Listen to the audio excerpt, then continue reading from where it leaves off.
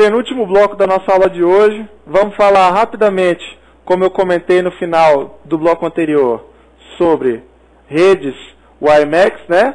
Wireless MAN, redes metropolitanas, sem fio. E essas redes, se Deus quiser, vão chegar aqui no Brasil em breve com bastante abrangência. E aí é o seguinte, essas redes utilizam 802.16, tá? Tem um padrão de normas, já um conjunto de várias normas que tratam, né, padrões de transmissão, intercomunicação, tem uma série de coisas já sobre o WiMAX, né? Está disponível já em alguns países interessantes.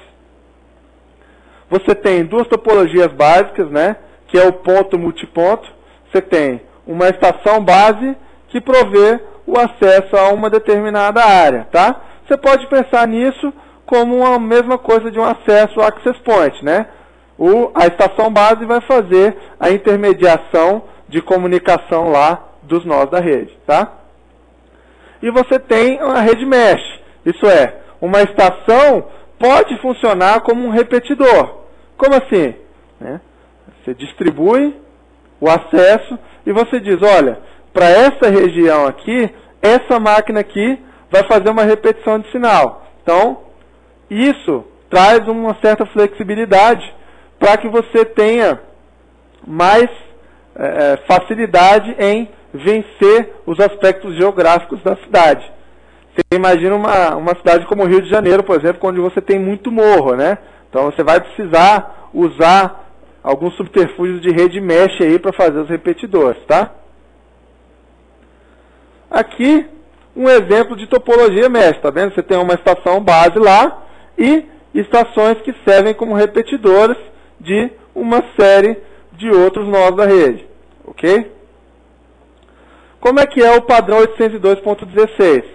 A especificação do original padrão, ele vai trabalhar entre 10 e 66 GHz. Olha a diferença de espectro, pessoal. Na rede 802.11, né, o B e o G trabalham só entre 2,4 e 2,485. E, no caso do 802.11a e N, ele vai usar entre 5 e 5,1. Aqui eu tenho entre 10 e 66 GHz. É um espectro de atuação muito maior. Tá? No padrão 802.16, o padrão original, ele foi pensado para banda larga. Então o que acontece? O modem fica fixo. E ele precisa de quê? De line of sight. O que é? Visão a estação base. Como assim? Lembra a sua antena de TV, lá do seu operador de TV por satélite? Você tem que colocar ela no telhado para que ela tenha, né, comunicação direta com o satélite? É a mesma coisa. Você tem que colocar a antena de forma que ela tenha, né, campo de visão até a estação base. Então o que acontece? Por causa disso você vai ter pouca ou nenhuma mobilidade, tá?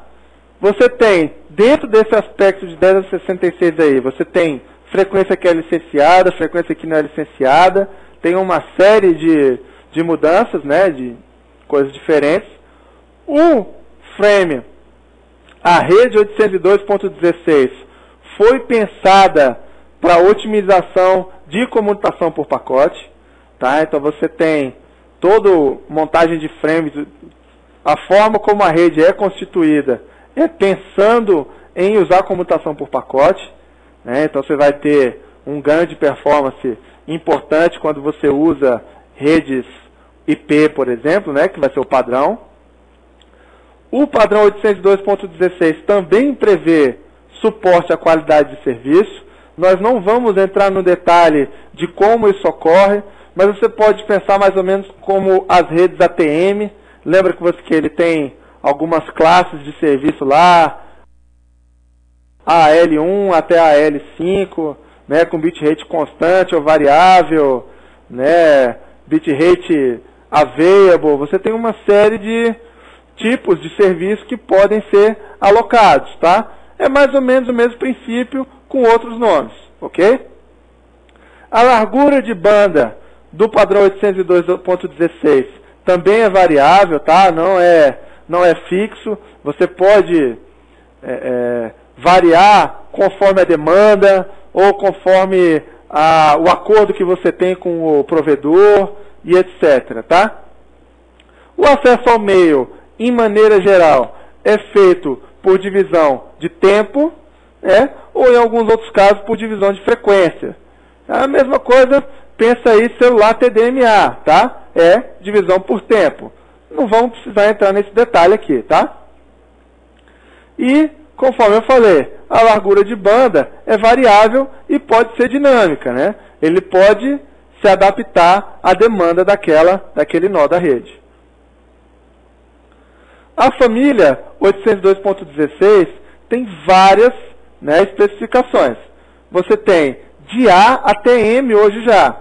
E alguns são variações dos protocolos de transmissão propriamente dito, e outros são mecanismo de gerência, mecanismo de comunicação com outras redes, etc.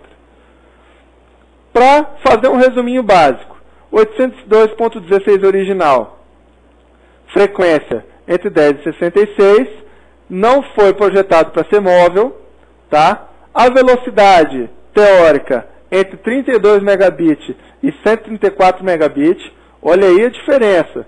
Você em casa hoje tem no máximo, né, 12 megabits, ou um outro provedor aqui oferece 20.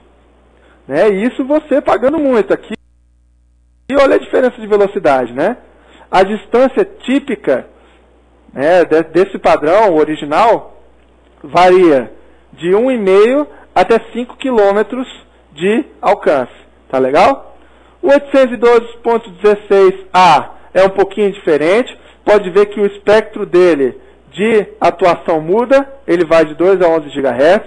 Ele também foi projetado para não ser móvel. Velocidade máxima dele é um pouquinho diferente. 75 megabits é o máximo. Mas olha a diferença de distância aí, ó. Ele atinge de 7 até 10 km. Já se torna algo bem mais, né, com abrangência bem maior aí essa antena de WiMAX, tá legal?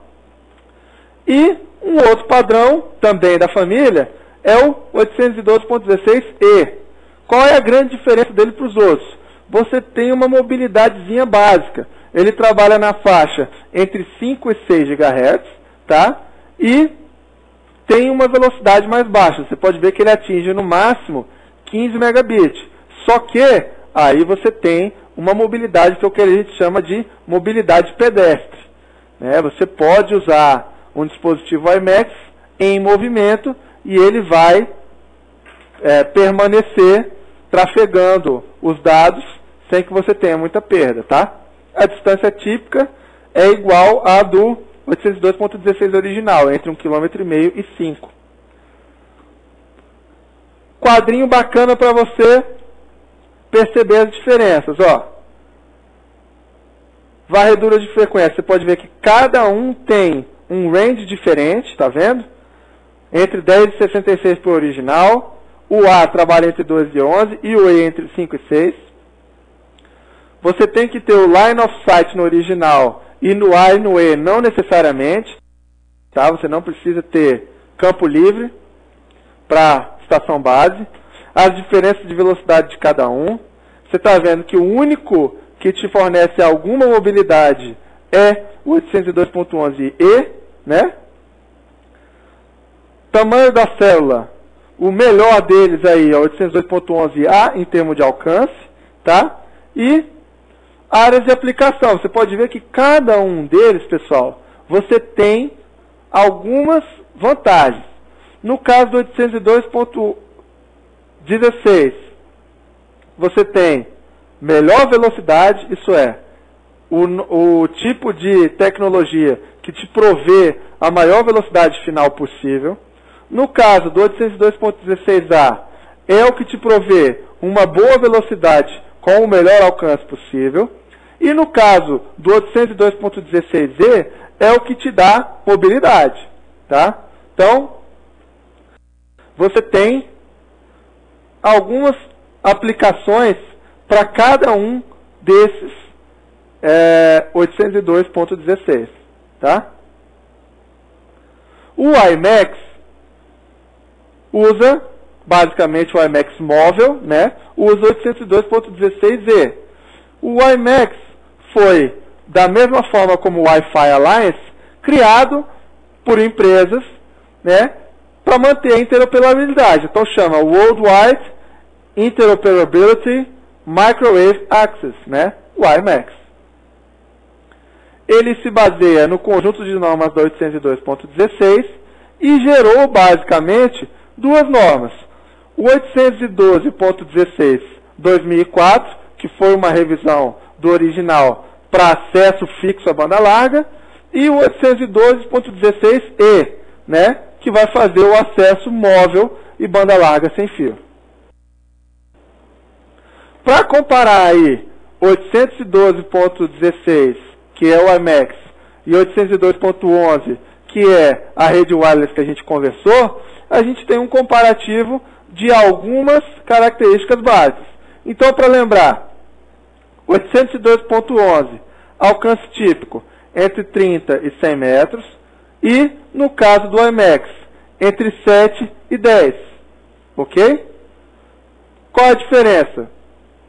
Básica, né, pessoal? Aqui você só vai poder usar 802.11 para uma rede LAN. Quando você precisa de um alcance maior, WiMAX. Então, por causa disso, Target Usage, né, que é o objetivo de uso. No caso de wireless normal, é indoor, e do 802.16 é outdoor, né, que é entre prédios. A escalabilidade também é diferente, pessoal. A gente não viu, né, como funcionam a diferença de banda do 802.16, mas vocês lembram que o 802.11 usa aqueles blocos de 22 MHz separados por 5 fixos, né?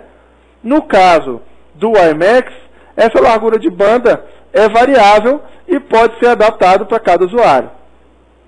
A velocidade do WiMAX hoje é superior comparado ao padrão G, né? E é mais ou menos equivalente no mundo real ao padrão N, sendo que você tem uma distância, um alcance de acesso muito maior.